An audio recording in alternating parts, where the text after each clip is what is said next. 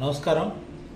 జంగారెడ్డిగూడెం మరియు చుట్టుపక్కల ప్రాంతాల్లో అనగా కామారంకోట మండలం కానీ టీ నరసాపురం మండలం అలాగే లక్కవరం ప్రాంతాల్లో ఈ కోకో రైతులు కష్టపడి పండించుకున్నటువంటి కోకో గింజల్ని కొంతమంది ముఠాగా ఏర్పడి వాటిని ఈ మధ్యకాలంలో దొంగతనాలు చేయడం జరుగుతోంది.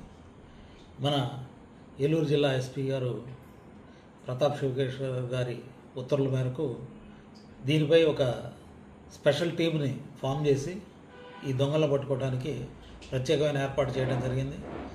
జంగారెడ్డిగూడెం ఎస్ఐ గారి ఆధ్వర్యంలో ఈ team ASI Sampath and others తోటి పనిచేస్తూ ఈరోజు వీళ్ళని నలుగురిని ముద్దాయిల్ని అరెస్ట్ చేసి వాళ్ళ దగ్గర నుంచి సుమారు 8 లక్షల విలువ చేసేటువంటి 2000 కిలోల ఈ కోకో గింజలను వాళ్ళ వద్ద నుండి స్వాధీనం చేసుకోవడం జరిగింది.